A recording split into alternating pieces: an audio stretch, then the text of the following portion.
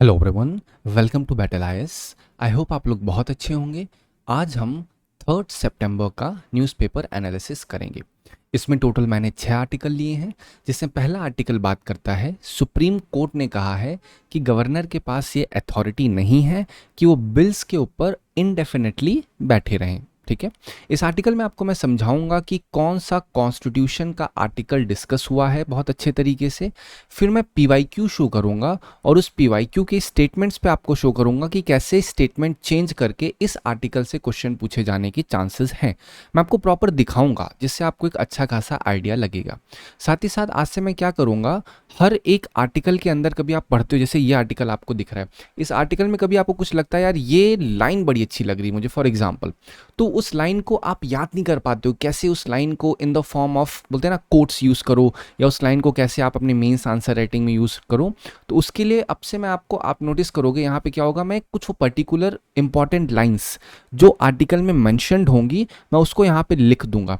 तो आप as per your comfort जहाँ पे भी आपको सही लगे कि ये चीज़ मैं इस आंसर में यूज़ कर सकता हूँ तो आप बिल्कुल फ्रीली यूज़ करिए। इससे इंपॉर्टेंस या इसकी सिग्निफिकेंस ये होगी कि आपका आंसर ना बहुत ही ज़्यादा इलेबोरेटिव डेकोरेटिव दिखेगा। एग्जामिनर कोई पढ़ेगा तो लगेगा कि भाई जेन्युइन इन्फॉर्मेशन है इस बंदे को, ऐसे बकवास कुछ भी नहीं लिख रहा है। क्योंकि मैंने अक्सर बच्चों को देखा है कि अगर नहीं क्वेश्चन आ रहा तो कुछ भी is am are was were use करके बस सेंटेंस टू सेंटेंस जोड़ जाड़ के कंजक्शन एग्जेक्टिव लगा के सिर्फ लाइन भरते हैं वो। बट आपको लाइन नहीं, ऑथेंटिक इन्फॉर्मेशन लिखनी है तो आपको पता होना चाहिए।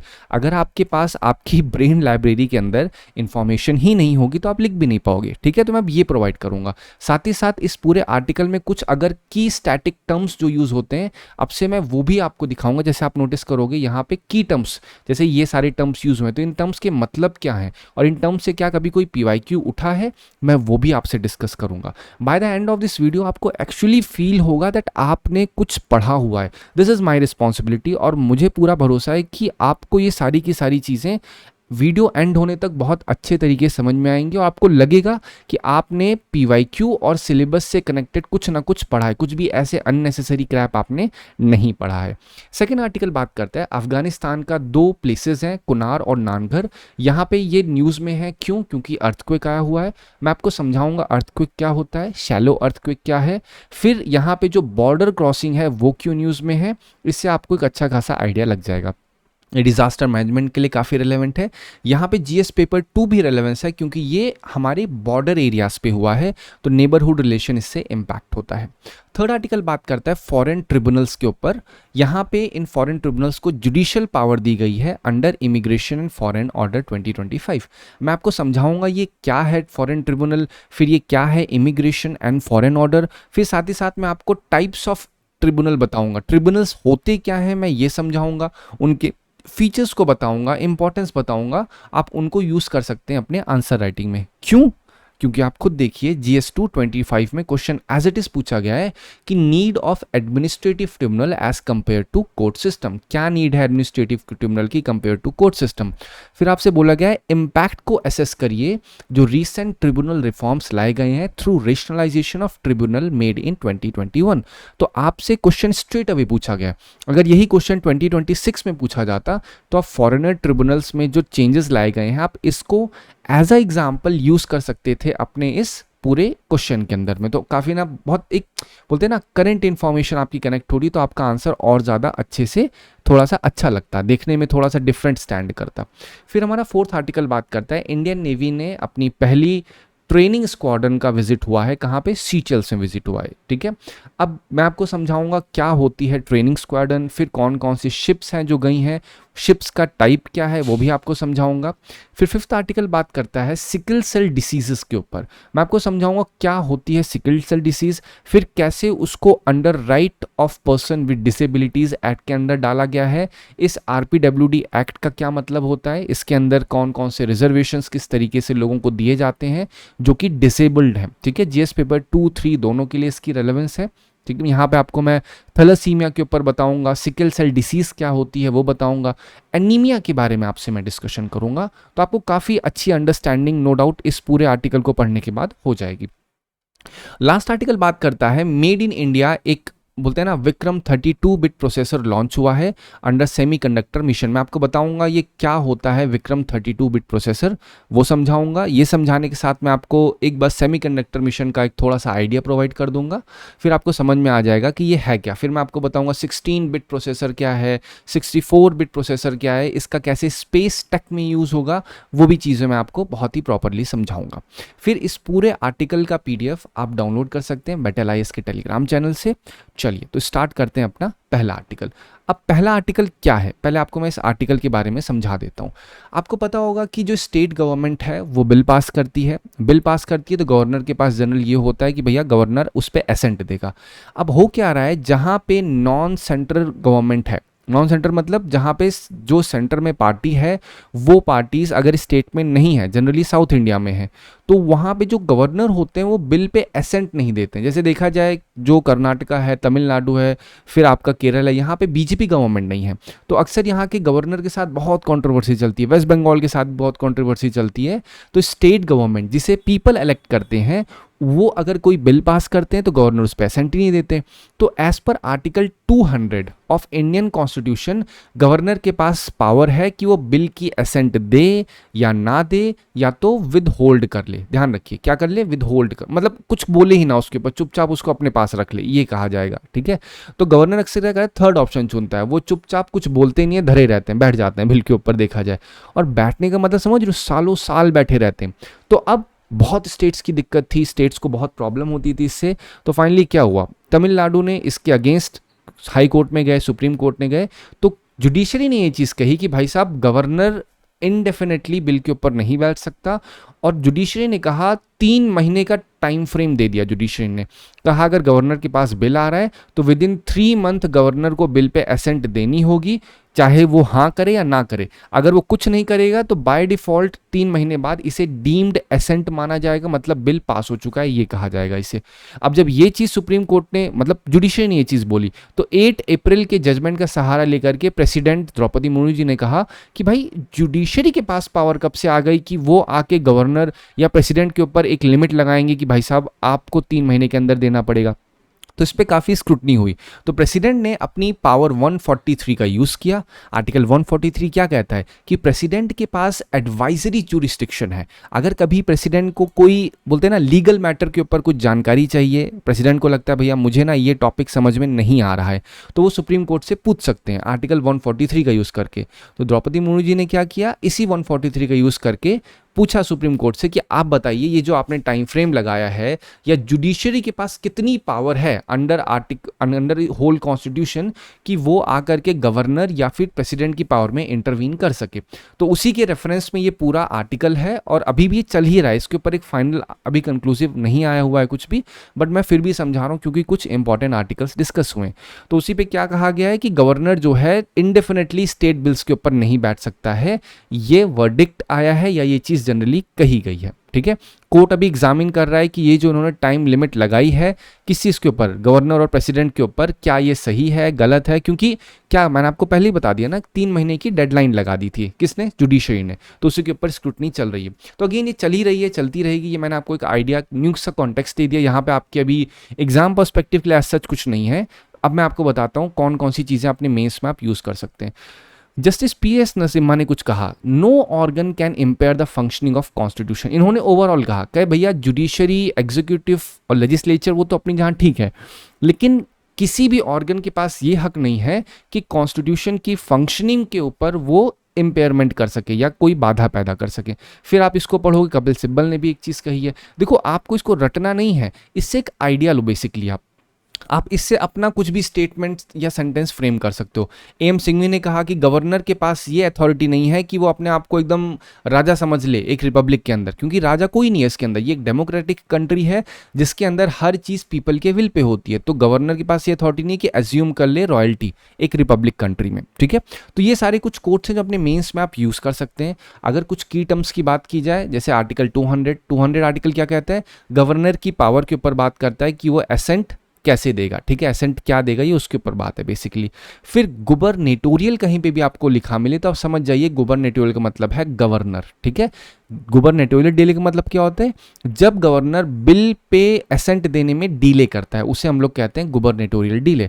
फिर प्रेसिडेंशियल रेफरेंस के बारे में ऑलरेडी बता दिया, जब कभी प्रेसिडेंशियल रेफरेंस आपको दिख रहा है समझ जाइए आर्टिकल 143 की बात हो रही है, कभी एडवाइजरी जुरिस्डिक्शन दिख रहा है तो समझ जाइए आर्टिकल 143 की बात हो रही है।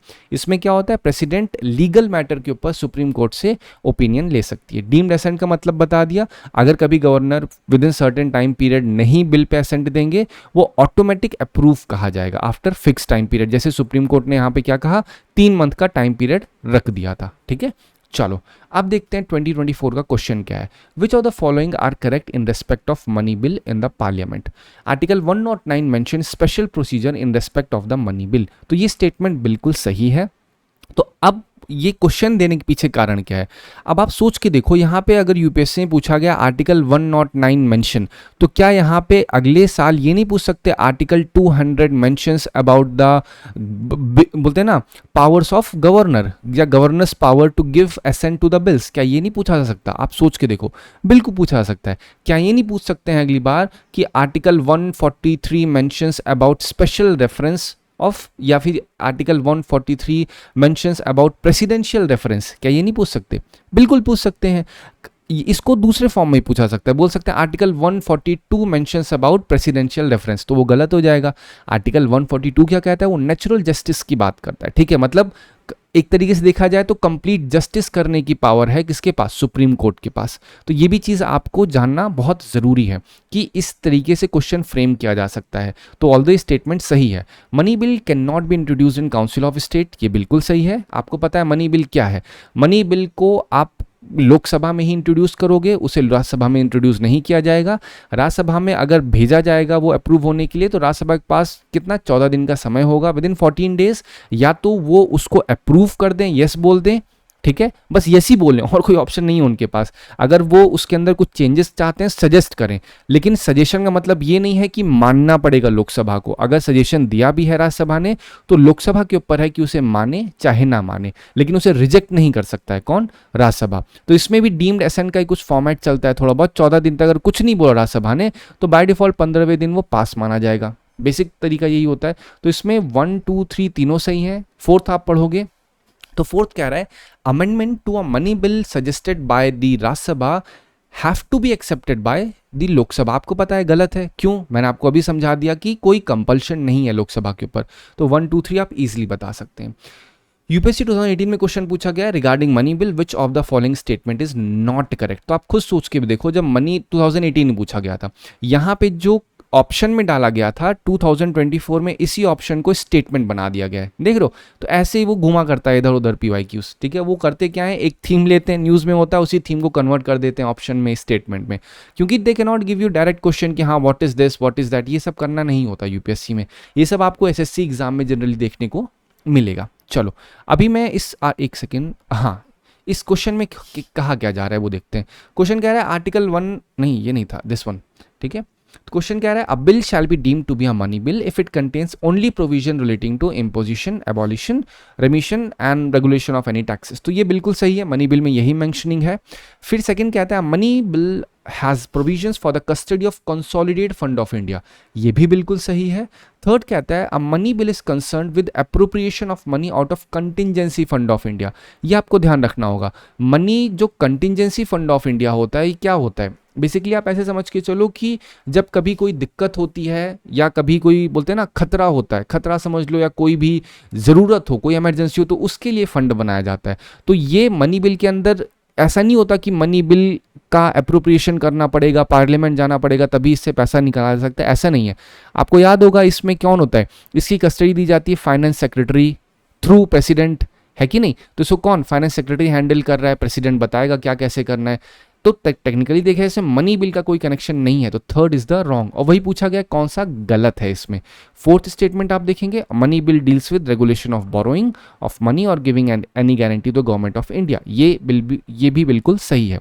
तो यहाँ पे ये तो स्टेटमेंट पूछा गया, तो आप नोटिस करिए, क्या यहाँ पे ये नहीं पूछ सकते रिगार्डिंग मनी बिल को चेंज करके रिगार्डिंग ऑर्डिनरी बिल लिख दिया जाए, regarding deemed assent which of the following statement is correct, क्या ये नहीं पूछा जा सकता?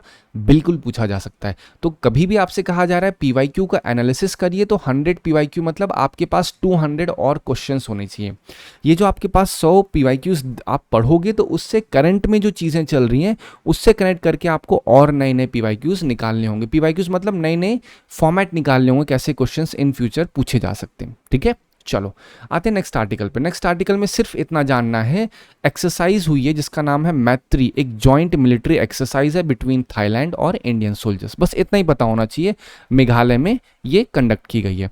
अब ये क्यों लिया? क्योंकि बीपीएससी 2016 में क्वेश्चन भी इससे आया था। 2016 की जॉइंट मिलिट्री एक्सरसाइज मैत्री किसके बीच हुई थी? इंडिया और, आप बताइए, इंडोनेशिया, थाईलैंड, मलेशिया, तो आप बोलोगे थाईलैंड के बीच में। दैट्स ऑल, इतना ही पता होना चाहिए। अब आते हैं नेक्स्ट आर्टिकल पे। अफगानिस्तान में अर्थक्वेक आया है, आपको पता है। तो अर्थक्वेक क्या हुआ था? संडे को 6 मैग्नीट्यूड का अर्थक्वेक आया था जिसमें अप्रॉक्सीमेटली 1000 लोग मारे गए थे। अभी फिर से रिसेंटली 5.2 मैग्नीट्यूड का अर्थक्वेक आया ईस्टर्न अफगानिस्तान के जो प्रोविंस है कुनार और आपका नानघर प्रोविंस, यहाँ पे अर्थक्वेक दोबारा 5.2 मैग्नीट्यूड का आया है। अप्रॉक्सीमेटली 5000 हाउसेस डिस्ट्रॉय हुए हैं। इंटरनेशनल एड्स भी आई है यहाँ पे। क्या यूरोपियन यूनियन ने 130 टन्स ऑफ इमरजेंसी सप्लाई भेजी है। यहाँ की सिचुएशन और वर्स इसलिए क्योंकि पॉवर्टी बहुत है, इंफ्रास्ट्रक्चर उतने अच्छे नहीं है। तालिबान के टेक ओवर के बाद सिचुएशन यहाँ पे और ज़्यादा वर्स हो चुकी है। यहाँ पे जो अर्थक्वेक आया शैलो डेप्थ पे आया हुआ है, 8 किलोमीटर शैलो डेप्थ पे आया हुआ है। इससे क्या है, इसका डैमेज और ज़्यादा इंटेंसिफाई हो चुका है। स्पेसिफिकली देखा जाए तो जो मड ब्रिक होम्स होते हैं, ठीक है, मिट्टी के बने घर होते हैं, उन पे बड़ा इंपैक्ट हुआ इस चीज़ का। ठीक है, तो अब कुछ पर्टिकुलर कोट्स जो हम यूज़ कर सकते हैं मेंस में। There is only rubble left. अब बोलो सर इसको हम कहाँ यूज़ करें? मैं आपको बताता हूँ। जैसे जीएस पेपर 1 अगर आप देखोगे तो उसके अंदर सेकेंड लास्ट स्टेटमेंट है अर्थक्वेक। ठीक है, तो अर्थक्वेक से कभी अगर क्वेश्चन पूछा जाए तो वहां पे आप इसको थोड़ा सा डेकोरेटिव बना के लिख सकते हो कि अर्थक्वेक का मतलब क्या। तो आप जनरली क्या लिखोगे? Earthquake means when two plates collide और two plates are having some sort of tectonism then earthquake happens.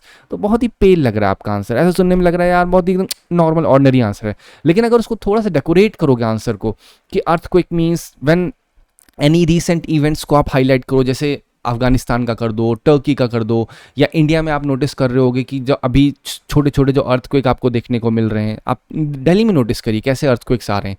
ठीक है, तो वहाँ पे आप नोटिस कर सकते हो, लिख सकते हो इस लाइन को एज इट इज़। तो कहीं ना कहीं आपके आंसर को थोड़ा सा अलग स्टैंड करेगा। फिर यहाँ पे यूएन ह्यूमैनिटेरियन कोऑर्डिनेटर ने भी कहा है क्या, the devastation could affect hundreds of thousand. कभी डिजास्टर मैनेजमेंट के ऊपर बात हो रही है तो वहाँ से आप इससे आइडिया लीजिए। ध्यान रखिए, आपको रटना नहीं है। You don't have to simply mug up all these lines. What I am saying कि आपको इससे एक आइडिया लेना है कैसे लिखते हैं स्टेटमेंट को। ठीक है, चलो अब मैं कुछ की टर्म्स जो यहाँ पे यूज हुए हैं इस आर्टिकल के अंदर, कुनार नानघर प्रोविंस, टोरखम जो आप देख रहे हो, ध्यान रखिएगा, टोरखम बॉर्डर क्रॉसिंग और शैलो अर्थक्वेक। ठीक है, 3 चीज़ें मैं तीनों समझाता हूँ आपको। जो कुनार नानघर प्रोविंस है, मैं ये कहाँ पे है आप नोटिस करो, ये कुनार है, ये नानघर है। जो ईस्टर्न हिस्सा है अफगानिस्तान का, ये ईस्टर्न पार्ट है, ये नॉर्थ साउथ वेस्ट, तो ये ईस्टर्न हिस्से पे है। और यहीं पे आपकी कौन सी है, जो टोरखम बॉर्डर क्रॉसिंग है वो कहाँ पे है, वो नारघन जो आपका नानघर प्रोविंस है, साथ ही साथ पाकिस्तान का खैबर पख्तूनख्वा जो एरिया है वहाँ भी बॉर्डर है। टोरखम बॉर्डर क्रॉसिंग किसके बीच है? पता होना चाहिए, अफगानिस्तान और आपका पाकिस्तान के बीच की ये बॉर्डर क्रॉसिंग है। ध्यान रखिएगा, क्वेश्चन में ऐसे आपसे पूछ सकते हैं कि टोरखम बॉर्डर क्रॉसिंग जो है वो सूडान और इरिट्रिया के बीच है, या फिर टोरखम बॉर्डर क्रॉसिंग जो है इजराइल और गाजा के बीच है, या रशिया और यूक्रेन। ऐसे क्वेश्चन पूछते हैं जनरली, मैं अभी आपको शो करूंगा। ठीक है, तो आपको पता होना चाहिए कि ये कहाँ का है, कुनार नानघर, ये अफगानिस्तान पाकिस्तान के रेफरेंस से बात हो रही है। ये जो क्रॉसिंग है यहाँ से रेफ्यूजी ट्रेड एड मूवमेंट बहुत होता है, तो इस वजह से ये जरूरी हो जाता है आपके लिए जानना। नेक्स्ट चीज आती है शैलो अर्थक्वेक क्या होता है। अब जो अर्थक्वेक आप देखोगे, जैसे ये आपकी लेयर यहाँ पे आप रह रहे हो, फिर उसके नीचे क्रस्ट, ये क्रस्ट है, फिर मेंटल यहाँ पे आपको दिखेगी, फिर कोर आपको दिखेगा। ठीक है, तो यहाँ पे जनरली शैलो अर्थक्वेक क्या होता है, जो 0 से 70 किलोमीटर के बीच जब अर्थक्वेक कभी होता है तो उसे हम लोग मोस्ट डिस्ट्रक्टिव कहते हैं। क्योंकि जो जितना धरती के आप अगर सरफेस पे रह रहे हो तो आपसे जितना नज़दीक अर्थक्वेक होगा उतना डिस्ट्रक्शन होगा। तो 0 से 70 किलोमीटर मतलब ये एरिया होगा, तो यहाँ पे अर्थक्वेक होगा तो इम्पैक्ट तो और ज़्यादा होगा ना। और 70 से 300 मतलब यहाँ कहीं अगर इम्पैक्ट होगा तो ये चीज़ कहीं ना कहीं उतनी ज़्यादा नहीं होगी। और अगर 300 से अगर यहाँ 700 देखा जाए तो इसका इम्पैक्ट ऊपर आने तक बहुत कम हो जाता है, ठीक है। तो इसलिए शैलो अर्थक्वेक जो होते हैं वो काफ़ी ज़्यादा डिस्ट्रक्टिव होते हैं। अब इसी के साथ आपको पता होना चाहिए अर्थक्वेक के बारे में समझो। अर्थक्वेक में क्या होता है, जनरली आप देखोगे प्लेट्स का कोलिजन होता है, ठीक है। अफगानिस्तान का रीजन है तो आपके दिमाग में आ जाए हिमालयन रीजन। यहाँ पे क्या है, यहाँ पे है इंडियन प्लेट्स, यहाँ पे क्या है, यूरेशियन प्लेट्स। अब इंडियन और यूरेशियन प्लेट कन्वर्जन प्लेट कही जाती हैं।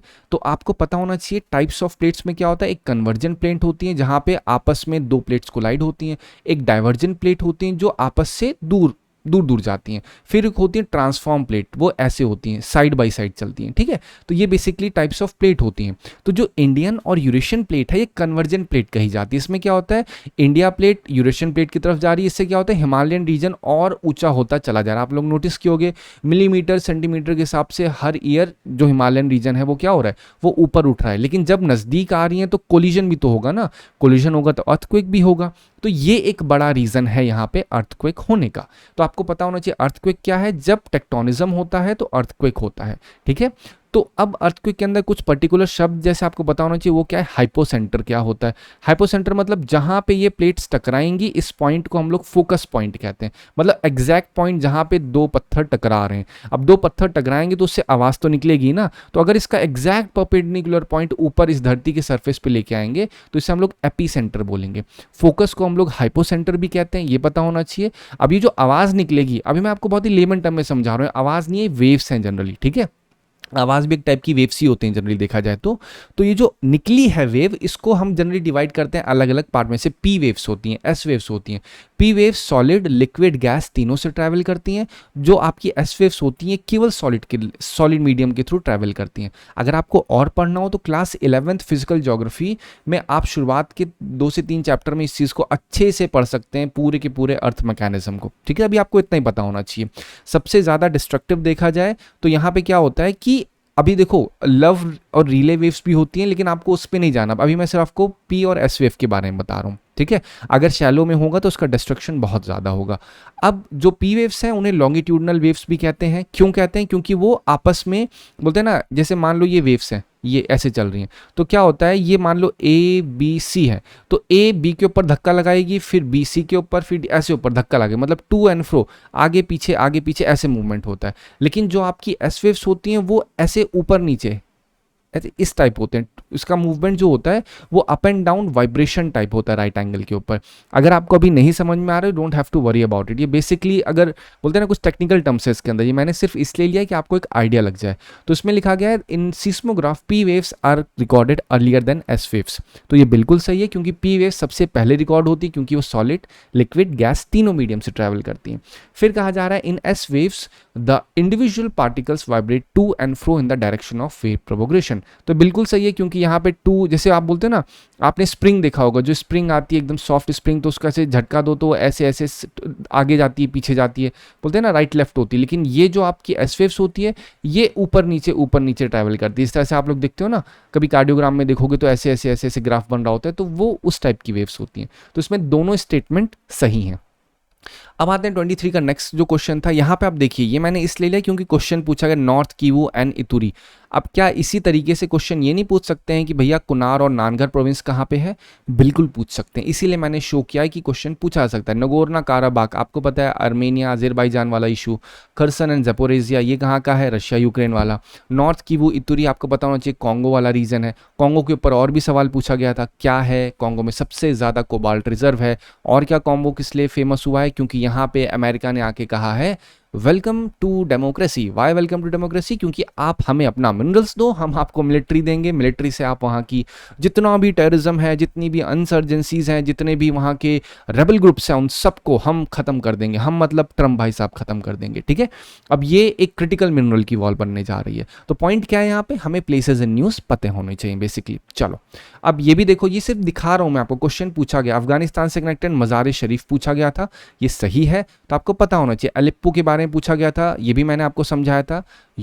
आपका जो यूनाइटेड नेशन में आप देखोगे ना वर्ल्ड हेरिटेज साइट, वहाँ पे भी इसका काफ़ी रेलेवेंस है। किरकुक पता होना चाहिए, मोसूल कहाँ पे है, ये सारी चीज़ें एक बोलते क्वेश्चन जनरली पूछ लेते हैं क्योंकि ये न्यूज़ में होते हैं, तो इस वजह से आपको ये पता होना ज़रूरी है। Torkham border, Kunar and Nangarhar, just speak up with me, Kunar and Nangarhar, Torkham border. तब तक मैं नेक्स्ट पे चल रहा हूँ, तब तक एक बार आप बोल लीजिए उसको, ठीक है।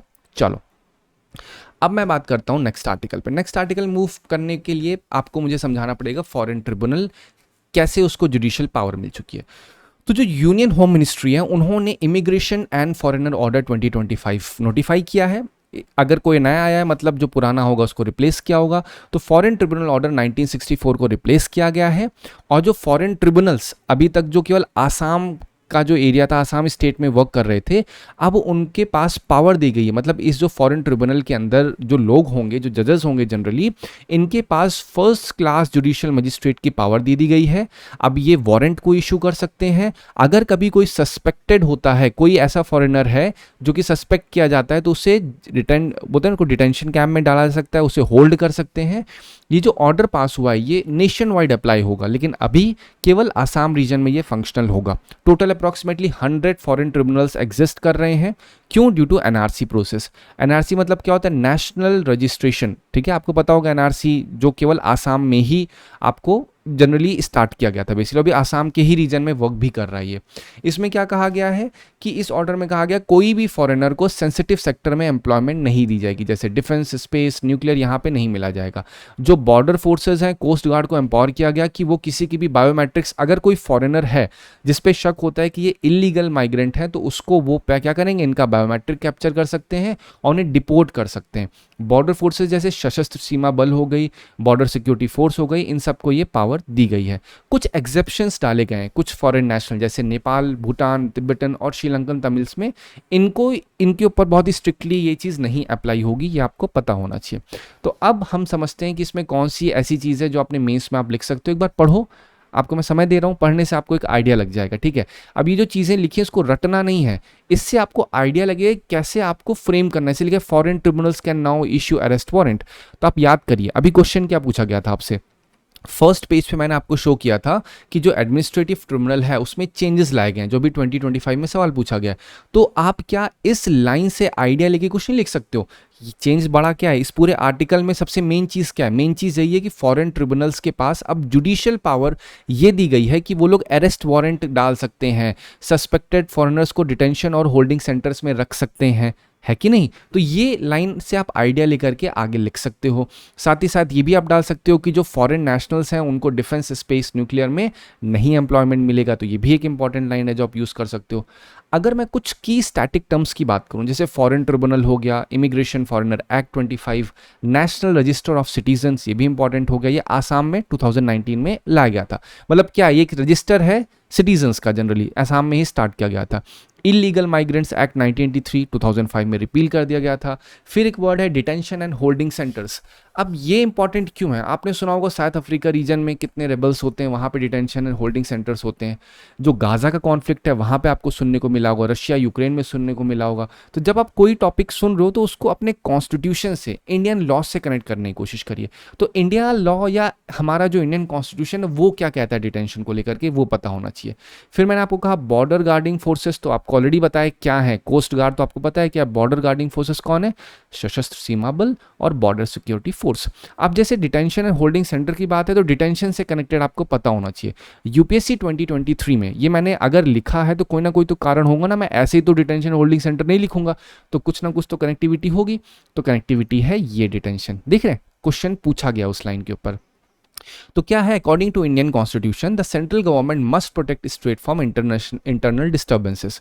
तो this is absolutely right, because as per article 355 constitution of India central government को प्रोटेक्ट करना होगा स्टेट को इंटरनल डिस्टर्बेंस से, तभी प्रेसिडेंट रूल की बात होती है। सेकेंड आर्टिकल कहता है the constitution of India exempts the state from providing legal counsel to a person being held for preventive detention. आप खुद सोच के देखो क्या ये सही है? क्या कॉन्स्टिट्यूशन ऑफ इंडिया एग्जेम्प्ट करता है स्टेट्स को कि वो लीगल काउंसिल जो है प्रिवेंटिव डिटेंशन के अंदर जिन लोग को हेल्ड किया गया है क्या उनको नहीं मिलेगी? एग्जाम्पशन है या नहीं है? आप सोच के देखो। ठीक है, फिर थर्ड स्टेटमेंट क्या कह रहा है? According to prevention of terrorism act of 2002 confession of accused before police can not be used as a evidence. आप खुद सोच के बताओ क्या ये है? आप अपने दिमाग पे लाओ, क्या प्रिवेंशन ऑफ टेररिज्म एक्ट में अगर कोई टेररिस्ट है, उसने कभी कोई पुलिस को अपना कन्फेशन दिया है, तो क्या उस कन्फेशन को एज अ एविडेंस यूज़ नहीं किया जा सकता? तो ये स्टेटमेंट पूरी तरीके से गलत है, क्योंकि उसको एज अ एविडेंस यूज़ कर सकते हैं, राइट? तो तो ये सारी चीज़ें आपको बोलते हैं ना एक आइडिया देंगी कैसे आपको समझना है अच्छी तरीके इस चीज़ों को। अब हम बात करते हैं फॉरेन ट्रिब्यूनल्स पे। ये एक क्वासी जुडिशियल, कभी भी क्वासी जुडिशियल मतलब अगर लिखा हो बॉडीज़ है, मतलब ऐसी बॉडीज़ जिसके पास जिसका नेचर जुडिशियल हो या कोर्ट जैसा नेचर हो, मतलब इनके पास केस आएंगे, केस की सुनवाई करेंगे और उस पर अपनी जजमेंट देंगे, इसको कहते हैं क्वासी जुडिशियल नेचर। तो फॉरेनर्स एक्ट 1964 के अंडर में फॉरेन ट्रिब्यूनल को बनाया गया था। इनका मेन काम था कि भैया इंडियन सिटीजन और फॉरेनर्स के बीच डिफ्रेंशिएशन करना कि ये पर्सन फॉरेनर है या इंडियन सिटीजन है। तो कोई ना कोई तरीका होगा, आधार कार्ड देखेंगे, आइडेंटिटी कार्ड देखेंगे, सब तरीका होता है। तो इस फॉरेन ट्रिब्यूनल का मेन काम ये क्या है, ये बाकी सब मैटर में नहीं डील करेगा, सिर्फ और सिर्फ देखेगा कि इंडियन सिटीजन कौन है, फॉरेनर कौन है। पर्टिकुलर इसको आसाम रीजन में ही रखा गया था क्योंकि यहाँ पे हिस्टोरिकल माइग्रेशन बहुत ज़्यादा हुआ था और एनआरसी की एक्सरसाइज भी हुई थी, इस वजह से इसको काफ़ी ज़्यादा हाईलाइट रखा गया था। अगर हम बात करें इमिग्रेशन फॉरेनर एक्ट 2025 की, तो इसने रिप्लेस किया है फॉरेनर ट्रिब्यूनल ऑर्डर 1964 और जितने ओल्ड लॉज थे उन सब को रिपील करके ये पूरा इमिग्रेशन फॉरेन एक्ट 2025 आया है। और इसी में इस फॉरेनर ट्रिब्यूनल को जुडिशियल पावर दी गई है कि वो अरेस्ट वारंट दे सकते हैं, किसी भी सस्पेक्टेड फॉरेनर को डिटेंशन होल्डिंग सेंटर में रख सकते हैं और डिपोर्टेशन उसका कर सकते हैं। नेशनल रजिस्टर ऑफ सिटीजन क्या है, ये एक वेरिफिकेशन प्रोसेस होता है जो कि आसाम में अंडर सुप्रीम कोर्ट सुपरविजन किया गया था। इसकी लिस्ट में अप्रॉक्सीमेटली 19 लाख लोग को एक्सक्लूड किया गया था। ठीक है, तो ये चीज़ें कहीं ना कहीं इंपॉर्टेंट आपको पता होनी चाहिए। फिर जो illegal migrant determination by tribunals act 1983, ये क्या है, ये भी केवल देखो कभी भी एनआरसी की बात हो रही है, कभी भी फॉरेन ट्रिब्यूनल की बात हो रही है तो आसाम का रेफरेंस जरूर रखना आप, क्योंकि ये प्राइमरीली आसाम तक ही लिमिटेड है। अभी जो आया है ये ओवरऑल इंडिया पे रखा गया है, लेकिन इसकी भी स्टार्टिंग आसाम से ही हो रही है। रीजन आपको पता है क्योंकि बांग्लादेश है। ठीक है, चलो अब हम देखते हैं व्हाट इज ट्रिब्यूनल। आपको ऑलरेडी बता दिया ट्रिब्यूनल का मतलब क्या होता है। ट्रिब्यूनल का सिंपल मतलब होता है quasi judicial body. Supreme court क्या है, हाई कोर्ट क्या है, आपसे पूछा जाए तो आप बोलोगे सर ये एक जुडिशियल बॉडी है, इसके पास काम क्या है, बोलेंगे सर इसके पास काम ये होता है कभी भी कोई केस होता है, कभी कोई दिक्कत होती है किसी इंसान को किसी मामले में, मान लो कोई इंसान कह रहा है भैया ये इसने हमारा स्कूटर चुरा लिया, तो जाएंगे कहाँ पे, कोर्ट के पास जाएंगे। किसी ने बोला भैया हमें इस इंसान से दिक्कत हो रही है, हम जाएंगे कोर्ट के पास में। किसी ने किसी का मर्डर कर दिया, हम जाएंगे कहाँ पे, कोर्ट के पास में।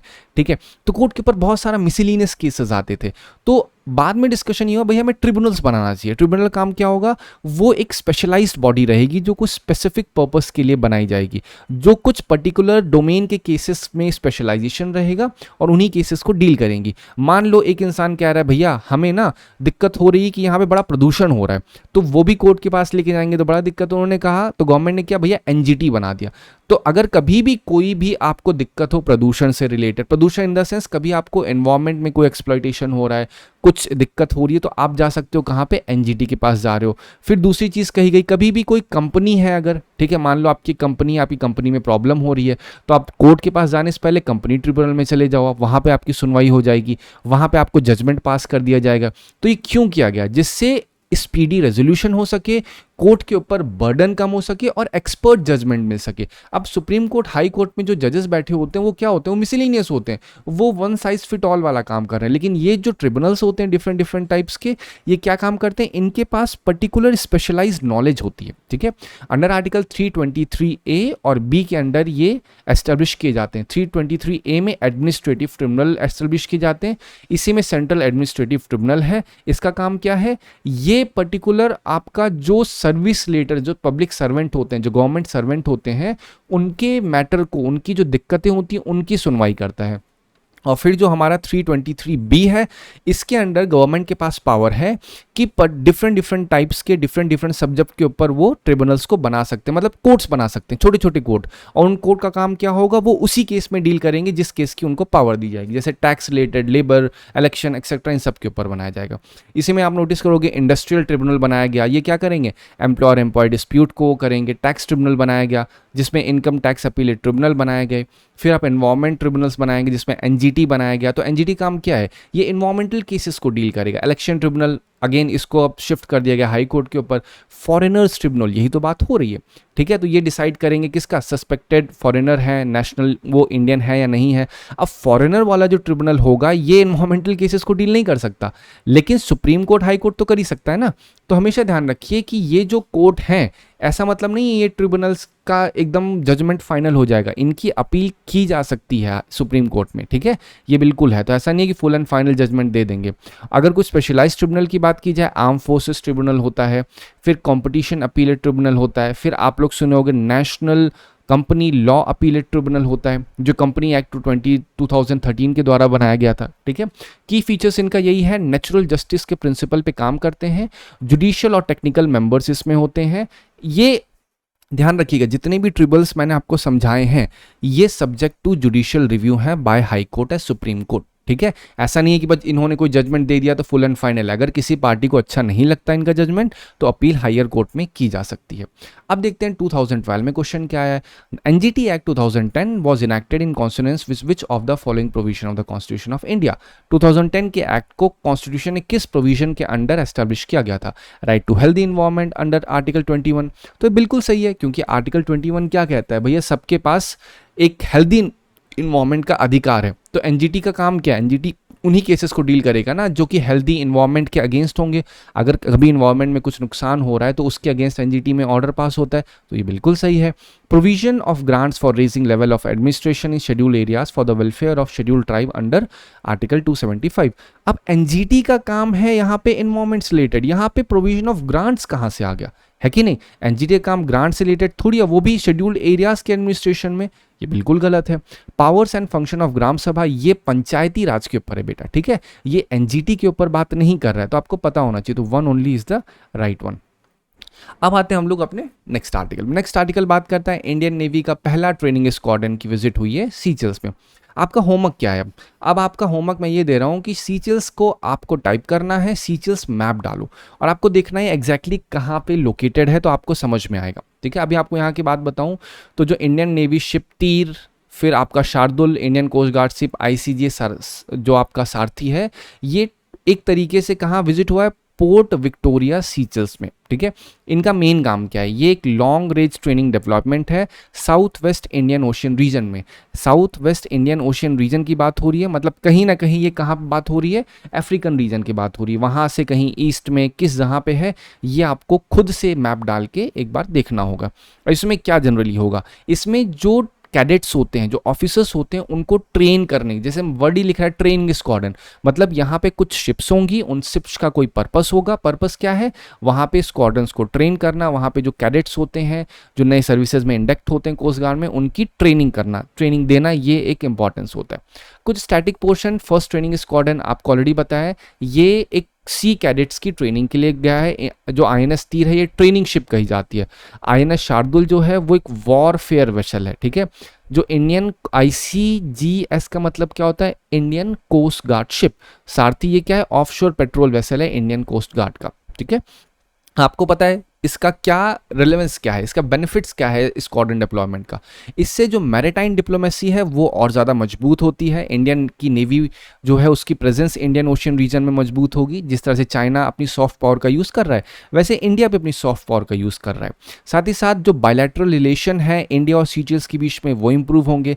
मैरिटाइम सिक्योरिटी इंप्रूव होगी, क्योंकि हम वहाँ पर जाके लोगों को सिखाएंगे तो कहीं ना कहीं वो हमारी टैक्टिक्स से काम करेंगे, है कि नहीं। हम वहाँ पैसा नहीं दे रहे हैं, हम उन्हें ट्रेनिंग दे रहे हैं, देखा जाए। सेम मालदीव्स में भी हमने क्या किया, डिफेंस ऑफिस जाके वहाँ पे हमने बनाया था, जब recently prime minister Narendra Modi की विजिट हुई थी। इससे क्या हो, कैपेसिटी बिल्डिंग और ट्रेनिंग होगी। इससे प्रैक्टिकल सी ट्रेनिंग प्रोवाइड होगी वहाँ के कैडेट्स और यंग ऑफिसर्स की। तो ये सब क्या है, ये बेनिफिट्स हैं। आप इसको अपने आईआर सेक्शन में क्या बेनिफिट्स होते हैं मैरिटाइम सॉफ्ट पावर के, तो ये सब चीज़ें यूज़ कर सकते हो। बेनिफिट्स क्या होंगे, बायलैटरल रिलेशन बढ़ेगा, मैरिटाइम डिप्लोमेसी बढ़ेगी। फिर एग्जांपल दे दो कि जो स्क्वाड्रन बनाया गया था, डिप्लॉय किया गया सीचेल्स में, इस तरीके से आपको चीज़ों को समझना है। नेक्स्ट आर्टिकल बात करता है UNFCCC के ऊपर। देखिए शुरुआत में मैंने आपको 6 आर्टिकल बोले, बट यहाँ पे क्या है और भी आर्टिकल मेंशन है, बट उसमें वन लाइन ये बहुत डिटेल में नहीं लेके जाना, क्योंकि अभी तक ये हुई नहीं है, ये होने वाली है। इस वजह से मैंने बहुत ही हाईलाइट करके आर्टिकल नहीं रखा, आपको बस मैं प्रिपेयर कर रहा हूँ कि ये आने वाला है। UNFCCC की COP30 होने वाली है कहाँ पे? बेलेम ब्राज़ील, दिमाग में रखो, Belem Brazil, B for Belem, B for Brazil में होगा। इसमें क्या हुआ है, यहाँ पे जो यहाँ के लीडर्स हैं उन्होंने कहा है कि भैया अब हम लोग बोलते हैं ना मीटिंग नहीं खेलेंगे, अब हमारा जो उद्देश्य है भैया वो ये है कि हमें अब एग्रीमेंट करना है, ये बस नेगोशिएशन नहीं खेलेंगे, कुछ एग्रीमेंट होना चाहिए। ग्लोबल टेंशन जैसे क्या चल रहा है, यूएस ने विड्रॉ कर लिया पेरिस एग्रीमेंट से। पेरिस एग्रीमेंट क्या कहता है? पेरिस एग्रीमेंट COP21 2015 के द्वारा लाया गया था, पेरिस में हुई थी। तो अब इसका ऑब्जेक्टिव क्या था कि जो ग्लोबल वार्मिंग है उसको 2 डिग्री सेल्सियस के बिलो रखना है। प्रेफर तो ये किया गया 1.5 डिग्री सेल्सियस, लेकिन मैक्स 2 डिग्री सेल्सियस के अंडर ग्लोबल वार्मिंग होनी चाहिए। यूएसए ने यहाँ से विड्रॉल कर लिया है। अब इससे क्या हो रहा है, धीरे धीरे लोगों का भी हो रहा है भैया चलो 2 डिग्री है, चलो थोड़ा सा 2.6 डिग्री इंक्रीज कर देते हैं। भैया नेचर को नहीं पता है कि आप कितना इंक्रीज कर रहे हो या कितना डिक्रीज कर रहे हो।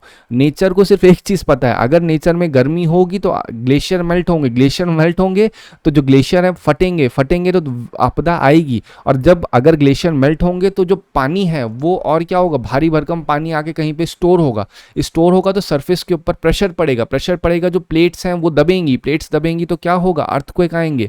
और अर्थक्वेक आएगा तो उससे क्या होगा, अर्थक्वेक आएगा डिजास्टर, मोर्टेलिटी ह्यूमन होगी। और क्या होगा, और अगर कभी भी ग्लेशियर फटेगा या फिर लैंडस्लाइड के और ज़्यादा इंसिडेंट्स बढ़ जाएंगे। तो नेचर को नहीं पता है कि ट्रंप भाई साहब क्या कह रहे हैं, ये बोलते हैं ना यहाँ कार्टूनबाजी नहीं होती। Nature is very simple, what ever you will give me I will respond you with the same voice, that's all. ठीक है, तो हमें ये पता होना चाहिए कि अब फोकस इंप्लीमेंटेशन के ऊपर हो रहा है मोर देन नेगोशिएशन। कुछ लाइंस है मीन्स के लिए, we are trying to decouple the process of negotiation from that of implementation. ठीक है, हम अब इंप्लीमेंटेशन पार्ट के ऊपर, ठीक है, बहुत ज़्यादा फोकस करेंगे, किस तरीके से बोलते हैं ना बातों से नहीं, अब डायरेक्टली एक्शन के ऊपर ध्यान दिया जा सके। फिर scientific assessment suggest current commitments में lead to 2.6 degree Celsius lies. Scientific community क्या कह रही है, ये तो पॉलिटिकल कम्युनिटी थी, इन्होंने आके बोला पेरिस एग्रीमेंट में कि भैया अब जो है हम लोग 2 डिग्री सेल्सियस से ऊपर नहीं जाएंगे। लेकिन साइंस कह रही है क्या बात करते हो भाई साहब, अभी ये सिचुएशन और वर्स होने वाली है, क्योंकि 2.6 डिग्री सेल्सियस तक राइज हो सकता है टेम्परेचर। इमेजिन नहीं कर सकते हो अंटार्कटिक और आर्कटिक का क्या हाल होगा अगर 2 डिग्री सेल्सियस ही बढ़ गया ना, यू कांट इमेजिन कितनी डिजास्टर्स होंगी, समझ रहे। चलो नेक्स्ट आर्टिकल पे आते हैं। नेक्स्ट आर्टिकल बात करता है कि जो सिकल सेल डिसीज है उसको क्या रिकॉग्निशन के ऊपर बात की गई है, कहाँ पे, जो RPWD एक्ट है। अब समझते हैं ये है क्या। ठीक है, RPWD एक्ट क्या है, मार्च 24 में गाइडलाइन दी गई under rights of people with disability. मतलब ये एक ऐसा एक्ट है जिसमें जो लोग डिसेबल हैं उनके अधिकारों के ऊपर बात की जाती है। उसमें कहा गया कि भाई साहब जो एक्ट है इसमें जो लोग डिसेबल हैं due to sickle cell disease या फिर बेटा थैलेसीमिया, तो इन लोगों को कवर किया जाएगा। इसमें कहा गया कि भैया हमने रिकॉग्निशन तो दे रखा है, किसको, जो सिकल सेल डिसीज जिन जिन लोगों को हैं उनको हमने RPWD एक्ट के अंदर तो डाला है, लेकिन इनको 4% जॉब रिजर्वेशन कोटा में एक्सक्लूड किया गया है। राइट, तो ये डिस्कशन यही होता है कि भैया ये ऐसा क्यों हो रहा है। अगेन ये पूरा का पूरा थोड़ा बहुत पॉलिटिकल इंक्लाइंड है, थोड़ा बहुत प्लस माइनस इसके अंदर है, बट हमें उस चीज़ पे नहीं जाना है। ठीक है, मेन पार्ट क्या है, दिक्कतें क्या हो रही है। जो लोग सिकल सेल डिसीज से ग्रसित होते हैं, कहा जा रहा है कि उनको हमें जॉब में रिजर्वेशन देना होगा। जो लोग 40% बेंचमार्क थ्रेशोल्ड से ऊपर होते हैं उनको भी एक्सक्लूड जनरली होते हैं। इससे क्या होती है, सिचुएशन खराब होती है। फिर there are problems in certification, bureaucratic problem होती है। लोगों को जो इन आपका रूरल मार्जिनलाइज कम्युनिटीज़ हैं, आदिवासी दलित्स हैं, जहाँ पे सिकल सेल डिसीज ज़्यादा देखने को मिलती हैं, वहाँ पे लोगों के पास सर्टिफिकेशन या फिर प्रॉपर तरीके से बेनिफिट्स नहीं मिल पाते हैं। और एक्सक्लूजन होने की वजह से, मतलब कहा तो गया RPWD एक्ट के द्वारा, लेकिन इनको प्रॉपर सर्टिफिकेशन ना मिलने की वजह से education right, employment right, housing, health care, poverty alleviation scheme ये प्रॉपर तरीके से नहीं मिल पाती है। ये पूरा आर्टिकल कहा गया है। ठीक है, मतलब एक लाइन में अगर आपको समझना हो तो यही है, RPWD एक्ट के अंदर कहा गया है कि सिकल सेल डिसीज वालों को रिजर्व मतलब कहीं ना कहीं बेनिफिट्स मिलेगा, लेकिन इनको एक्सक्लूड रख दिया गया किससे, जॉब रिजर्वेशन कोटा से। तो वही बात कर रहे हैं कि इन्हें मिलना चाहिए, इन्हें जॉब रिजर्वेशन मिलना चाहिए ऐसे लोग से जो इस बीमारी से ग्रसित हैं। लेकिन फिर वही बात आती है, हमें इस चीज़ पे ध्यान देने से ज़्यादा देखना होगा इसके अंदर क्या क्या पोर्शन है। थैलेसीमिया क्या होता है, थैलेसीमिया का मतलब एक बीमारी होती है, ब्लड के अंदर क्या होता है, आप RBC, WBC, फिर हीमोग्लोबिन सुनते हो। हीमोग्लोबिन क्या है, हीमोग्लोबिन का साधारण सा मतलब होता है कि ये आपके ब्लड में ऑक्सीजन कैरी करने में मदद करता है। राइट, ऑक्सीजन आपके ब्लड में दिमाग से, दिल से, पाँव से, हर जहाँ फैल रही है ना, उसमें हीमोग्लोबिन बड़ा रिस्पॉन्सिबल है। तो थैलासीमिया का मतलब क्या होता है कि जब ब्लड के अंदर हीमोग्लोबिन का प्रोडक्शन बहुत ही एबनॉर्मल हो या रिड्यूस हो, तो वो थैलासीमिया डिसीज कहलाता है जनरली, ठीक है। थैलासीमिया जो होता है, अगर उसको देखा जाए तो दो पार्ट्स होते हैं, ठीक है। उस 4 प्रोटीन्स होते हैं, बेसिकली देखा जाए हीमोग्लोबिन में 4 प्रोटीन्स होते हैं। तो उन 4 प्रोटीन्स में 2 प्रोटीन अल्फा थैलासीमिया कहते हैं, दूसरे 2 जो होते हैं वो बेटा थैलासीमिया कहलाते हैं। आपको अल्फा बेटा में नहीं जाना है, मैं फिर बोल रहा हूँ, मोटा मोटा समझ के रखो। हीमोग्लोबिन मतलब क्या होता है, जो ब्लड के अंदर ऑक्सीजन ले जाने की क्षमता होती है, अगर वो कम हो जाती है थैलासीमिया हो जाता है, उसी में अल्फा बीटा होता है, बस इतना ही समझ के रखो। सिम्टम क्या होते हैं, सीवियर एनीमिया, ठीक है, ये एक सिम्टम है। बोन डिफॉर्मिटीज होती हैं, क्योंकि अगर आपके ब्लड में ऑक्सीजन ही नहीं होगी, मतलब प्रॉपर तरीके से अंग को ऑक्सीजन नहीं मिलेगी, ऑर्गन को वो नहीं मिलेगी, तो ग्रोथ डिले होगी। तो ट्रीटमेंट क्या है, ट्रीटमेंट ये होता है कि भैया रेगुलर ब्लड ट्रांसफ्यूशन होता है, ठीक है। आयरन आपका किलेशन थेरेपी होती है, इसमें bone marrow transplant generally therapies होती हैं। ये एक जेनेटिक ब्लड डिसऑर्डर है, आपको ये पता होना चाहिए। थैलासीमिया एक आपका जेनेटिक ब्लड डिसऑर्डर कहा जाता है। अब मैं आपको बताऊं सिकल सेल डिसीज क्या होती है। सिकल सेल और थैलासीमिया, देखो जो सिकल सेल डिसीज होती है, इसमें सिंपल सा मतलब ये होता है कि जो आपका ब्लड होता है उसमें आपका सिकल आप देखोगे सिकल ऐसा होता है, ये ऐसे टाइप शेप ले लेता है। आपकी जो आरबीसीज होती हैं उनका शेप बदल जाता है। शेप बदलने की वजह से क्या होता है कि ब्लड प्रॉपरली फ्लो नहीं कर पाता और रुक रुक के फ्लो करता है। इससे क्या होता है, इससे प्रॉब्लम और ज़्यादा क्रिएट होती है। और क्रिएट होने का मतलब क्या हो जाता है कि लोगों को ग्रोथ प्रॉपर नहीं हो पाती, जो अलग अलग ऑर्गन्स है, सेम ब्लड नहीं पहुंचेगा, ऑक्सीजन नहीं पहुंचेगी, तो दिक्कत ये और ज़्यादा बढ़ जाएगी। और ये जेनेटिक है, तो जेनेटिक होने की वजह से ये प्रिवेल करेगी। तो क्वेश्चन उठता है कि भाई ये कहाँ पे हो रही हैं, ऐसे लोग जहाँ पे बहुत ज़्यादा कंसैंग्नियस मैरिजेस होती हैं। इसका मतलब क्या है कि मतलब एक ही जो ट्राइबल एरियाज होते हैं, जो ट्राइब्स होती हैं, आपस में ही शादियां हो जाती हैं ट्राइब्स में। तो अगर एक ट्राइब में कोई जेनेटिक डिसीज है, ठीक है, तो वो दूसरी जीडी बन जाए, मतलब दूसरे दूसरे को जेनेटिक डिसीज हो जाती है, तो आपस में बहुत फैल जाती है, ठीक है।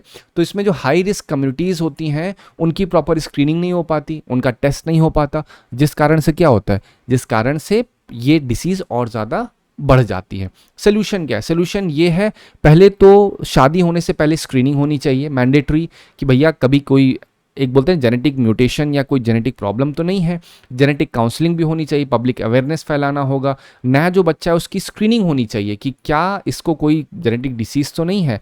एडवांस थेरेपीज लेनी चाहिए, गवर्नमेंट के प्रोग्राम्स देखने चाहिए, जैसे national sickle cell anaemia elimination mission जो होता है, इसके अंडर में इसको और अच्छे से इम्प्लीमेंट करना होगा, जिससे एनीमिया, आरबीसी ब्लड के अंदर जो है वो प्रॉपर है या नहीं है, हीमोग्लोबिन वो है या नहीं है, उसकी प्रेवलेंस है नहीं। तो ये सारी चीज़ें क्या होती हैं, अगर इंसान के अंदर मेन कैरियर क्या है, life, what is life, life is equal to blood कह सकते हो। अगर ब्लड में ही डिफॉर्मिटीज़ होगी तो कैसे इंसान से एक्सपेक्ट कर सकते हैं कि वो जाके काम करेगा, कैसे एक्सपेक्ट कर सकती है कि वो इंसान इकोनॉमी में मदद करेगा, ठीक है।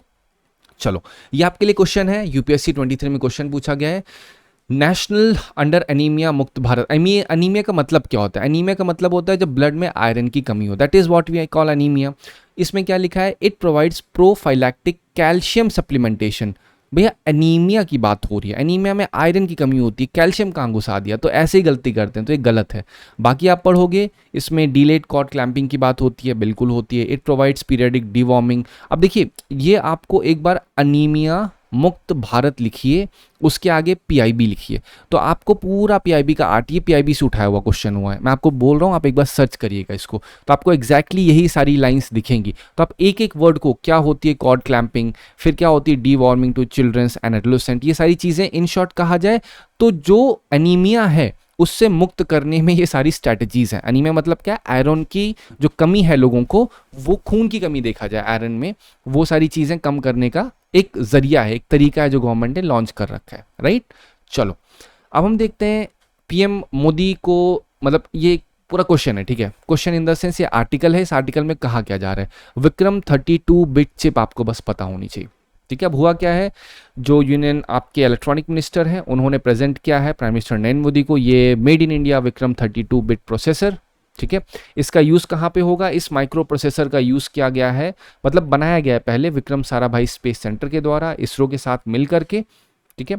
इसको यूटिलाइज किया जाएगा स्पेस फ्लाइट में, ठीक है। और जो एडवांस्ड रिफर्बिश्ड वर्जन है ये इंडिजिनसली बनाया गया है पहली बात तो, और इसका यूज़ हम लोग जनरली कहाँ पे करेंगे, जितने भी स्पेस मिशंस होंगे और एवियोनिक्स में इसका यूज़ करेंगे, बस इतना पता होना चाहिए। क्वेश्चन पूछ क्या सकते हैं वो बताता हूँ। क्वेश्चन बोल सकते हैं एवियन मतलब Vikram 64 bit chip has been made and gifted to him, क्योंकि क्वेश्चन ऐसे पूछे गए। एक क्वेश्चन पूछा गया था पीएम मोदी ने क्या किया है, प्राइम मिनिस्टर हैज लॉन्च्ड, आपका रामानुज के ऊपर एक क्वेश्चन पूछा गया था अगर आप देखोगे तो। ऐसे पूछ सकते हैं कि PM Modi received first made in India Vikram 64 bit chip, ठीक है। तो ये गलत हो जाए क्योंकि क्वेश्चन में स्टेटमेंट अक्सर गलत डालने की कोशिश करते हैं। अभी जो विक्रम 32 बिट प्रोसेसर है ये है क्या, इसका यूज़ कैसे होगा। पहली बात तो जो लॉन्च व्हीकल्स है वहाँ पे यूज़ होगा, स्पेस क्राफ्ट में यूज़ होगा, डेटा प्रोसेसिंग अच्छे से हो, स्टेबिलिटी हो डेटा में, इसके लिए होगा। जो फ्यूचर सैटेलाइट के मिशंस हैं उसमें रियल टाइम डेटा का कंप्यूटेशन हो सके, डेटा को अच्छे से एनालाइज किया जा सके, वो होगा।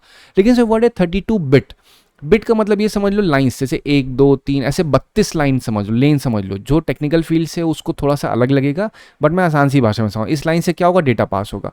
तो जितनी कम लाइन होंगी उतना डेटा उसी हिसाब से, बोलते हैं ना कब ट्रैफिक उतना ज़्यादा बढ़ेगा। अगर 32 बिट्स है मतलब ये एक बार में 32 लाइन्स होंगी, उन लाइन से डेटा प्रोसेस होगा, सोचो कितना फास्ट होगा। तो ज़्यादा इससे बड़ा क्या होगा, 64 बिट और बड़ा होगा, 16 बिट और नीचे होगा, है कि नहीं। तो ये क्या है, अगर कभी भी आप कोई डेटा को सर्च करोगे तो यहाँ पे क्या होगा, प्रोसेसर मैटर करेगा। इसलिए बोलते हैं प्रोसेसर का मतलब क्या होता है कि वो आपके डेटा को कितनी फास्ट प्रोसेस कर रहा है और कितनी फास्ट उसका आउटपुट आ रहा है। तो ये जानना ज़रूरी हो जाता है हमारे लिए, ठीक है। फिर इसका बेनिफिट क्या है, डेटा हैंडलिंग फास्ट हो जाएगी, मेमोरी एक्सेस अच्छा हो जाएगा, रिलायबिलिटी और अच्छी हो जाएगी, ठीक है। और ये सबसे बड़ी चीज़ इंडिजिनस टेक्नोलॉजी है, तो आत्मनिर्भर भारत जो स्पेस टेक में है वो और इम्प्रोवाइज हो जाएगा। कॉस्ट एफिशिएंसी होगी क्योंकि अब हम लोग जब खुद से अगर प्रोसेसर्स बनाएंगे तो इंपोर्ट कॉस्ट रिलीज होगी, और इससे जो इंडिया का सेमीकंडक्टर इकोसिस्टम है वो बूस्ट होगा। क्योंकि प्रोसेसर बनाने में क्या लगता है, चिप लगती है, और चिप कैसे बनती है, सेमीकंडक्टर। ऑब्वियस सी बात है, सिलिकॉन बेस्ड चिप आप लोग सुनते होंगे। तो वहाँ पे क्या होगा, जो सेमीकंडक्टर मिशन है वो और ज़्यादा इससे प्रमोट होगा और ज़्यादा स्ट्रेंथन होगा, ठीक है। अब ये चीज़ पढ़िए, यहाँ भी एक आर्टिकल पूछा गया कि इस पे सूडान में लैंडस्लाइड हुई है जिसमें 1000 लोग, वही चीज़ बात की मैंने अभी आपसे कि जब कभी नेचर आर्ट का कोई भी हैवॉक या नेचर की डिजास्टर होती है वो देख के नहीं होती, अगर उसको प्रॉब्लम होगी वो डिजास्टर होगी। तो सूडान की लैंडस्लाइड ज़रूरी हो जाती है क्योंकि यहाँ पे सूडान का जो वेस्टर्न रीजन है, दारफुर से कनेक्टेड क्वेश्चन आए हुए हैं, यहाँ पे लैंडस्लाइड हुई जिसने 1000 लोगों की मौत हुई है, ठीक है। जो विलेज है तरासिन विलेज, इसको ध्यान रखिए, तरासिन को दिमाग में रखना। तरासिन कहाँ पे है, तरासिन कहाँ पे है, ये आपका दारफुर रीजन सूडान के अंदर का हिस्सा है, ठीक है। चलो अब हम यही समझ लेते हैं कि भैया 2014 में देखिए क्या है, दारफुर। आप समझ लें, दारफुर से सवाल पूछा गया है, ये मैंने सिर्फ एक स्नैप डाला आपके लिए। तो यहाँ पे भी दारफुर के ऊपर बात हो रही है, दिस इज द रीजन मैंने ये आपको समझाया हुआ है, राइट। अब सूडान को देखा जाए तो सूडान की जो बॉर्डरिंग कंट्रीज है वो आपको पता हो, जैसे आप देखो केन्या, इथोपिया, युगांडा। तो एक बार आप इसकी बॉर्डरिंग कंट्रीज पढ़ो। इसकी कैपिटल खार्तूम है, ये है इसका दारफुर रीजन, वो मैंने आपको ऑलरेडी बता दिया। कैपिटल क्या है, कहाँ पे है, ऑफिशियल लैंग्वेज इसकी अरेबिक कही जाती है। और अगर इसकी मैं बॉर्डरिंग कंट्रीज की बात करूँ, यहाँ पे एक बार आप इससे पढ़ लो, यहाँ पे इजिप्ट, लिबिया, चड, और फिर आपका central African Republic, south Sudan, Ethiopia, Eritrea, ये सब क्या है, ये सब इनकी बॉर्डरिंग कंट्रीज हैं। यहीं पे आपका एक आता है साहेल रीजन। साहेल रीजन मतलब क्या होता है, ये एक ट्रांजिशन जोन होता है। ये जो आपका सहारा डेजर्ट है और यहाँ पे ग्रीन लाइन, तो सहारा और ग्रीन जो बोलते हैं ना, यहाँ पे ग्रीन पूरा का पूरा जो नेशनल पार्क्स आप लोग देखते होंगे, तो ये जो ग्रास लैंड्स हैं और सहारा जो सूखा है, इन दोनों के बीच का जो एरिया है इसे साहेल रीजन कहते हैं। इसके अंदर टोटल 10 कंट्रीज आती हैं, ये आपको पता होना चाहिए। 24 में क्वेश्चन देखिए यही पूछा गया है, there is instability and worsening situation in Sahel region. तो आपको पता तो हो ना कम से कम साहिल रीजन कहाँ पे। आपको ये भी पता है कि साहिल जो अफ्रीकन रीजन है वहाँ पे कितने सारे मिलिट्री कूप्स होते हैं, मिलिट्री टेक ओवर्स होते हैं। तो ये चीज़ पता होना जरूरी है। There have been military, already वही एग्जैक्ट क्वेश्चन पूछ लिया गया, there have been military take overs in several countries of Sahel region obviously. So ये बिल्कुल सही है। जैसे यहाँ पे आप पढ़ोगे बुर्किना फासो, यहाँ पे मिलिट्री टेक ओवर हुआ, आपने देखा होगा ना, एक मिलिट्री जनरल, वो बंदा मतलब गन रख के वो चलता है, रशिया गया, कहाँ पे गया, मतलब उसको काफ़ी फेवरेट कहा जा रहा है, लोगों के बीच उसकी काफ़ी पॉपुलैरिटी हो रही है बिकॉज वो करप्शन को ख़त्म करने के लिए काम कर रहा है बंदा। ये सारी चीज़ें सोशल मीडिया पे काफ़ी ज़्यादा प्रिवेल हैं, राइट। और फिर आपका 24 में भी क्वेश्चन देखिए कैसे आया हुआ है, ये यूपी पीसीएस का है, खार्तूम यहाँ पूछा गया है। ठीक है, मैं बताना क्या चाह रहा हूँ कि वो की टर्म जो आर्टिकल है, उस आर्टिकल के की टर्म किस एग्जाम में किस तरीके से पूछे गए आपको पता है। खार्तूम क्या है, इथोपिया में है? बिल्कुल नहीं, ये तो अभी मैंने आपको बताया सूडान का है। तो इस तरीके से आपकी मदद होगी। फिर देखिए यूपी पीसीएस 2017 में यही सेम चीज़ आई थी। ठीक है, क्या था, खार्तूम, फिर यही सेम चीज़ पूछ ली गई है आपसे। तो ये पूरी प्रॉपर अंडरस्टैंडिंग मैंने आपको प्रोवाइड कर दी आज के पूरे न्यूज़पेपर की। Thank you so much for watching this video.